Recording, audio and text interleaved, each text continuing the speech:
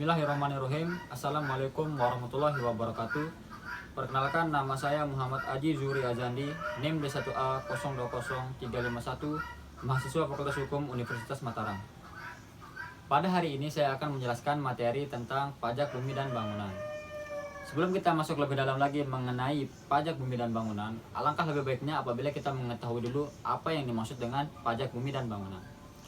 Pajak bumi dan bangunan adalah pajak yang dipungut atas tanah atau bangunan karena adanya keuntungan atau suatu kedudukan sosial ekonomi yang lebih baik bagi orang atau suatu badan yang mempunyai hak atasnya atau memperoleh manfaat daripadanya.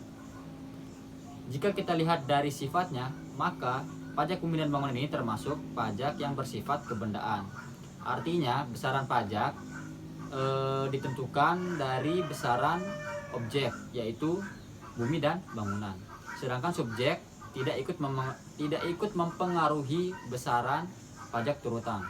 Setelah kita mengetahui dengan pengertian pajak bumi dan bangunan, sekarang kita akan lanjut ke pembahasan selanjutnya, yaitu objek dan subjek pajak bumi dan bangunan.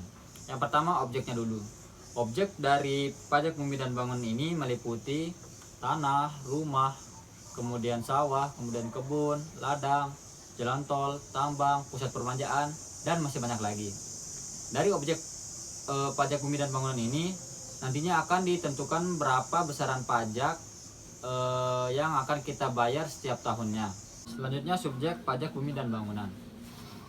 Subjek pajak bumi dan bangunan ini yaitu orang pribadi dan badan yang secara nyata memiliki hal-hal pokok sebagai berikut. Yang pertama, yaitu memiliki hak atas tanah. Yang kedua, memperoleh manfaat atas tanah. Yang ketiga, menguasai suatu bangunan. Dan yang keempat, memperoleh manfaat atas bangunan. Dan yang terakhir, yaitu tata cara perhitungan pajak bumi dan bangunan. Dalam perhitungan pajak bumi dan bangunan, ada 3 hal yang harus diperhatikan. Yang pertama, nilai jual objek pajak. Yang kedua, nilai jual objek pajak tidak kena pajak. Dan yang ketiga, nilai jual kena pajak. Dari 3 hal penting tersebut, maka ada beberapa rumus yang dapat digunakan. Yang pertama yaitu untuk mencari NJOP.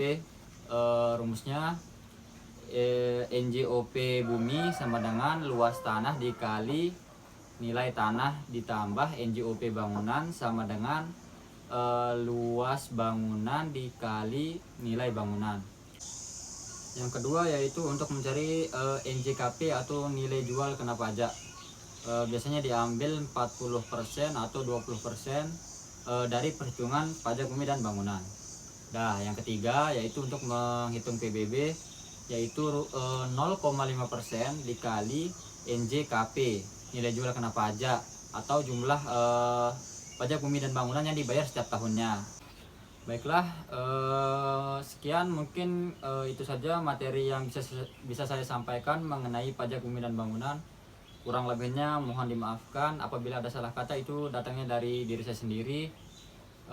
Saya Muhammad Aji Zuri Azandi mengucapkan terima kasih. Semoga apa yang telah saya sampaikan ini ada manfaatnya. Sekian, wassalamualaikum warahmatullahi wabarakatuh.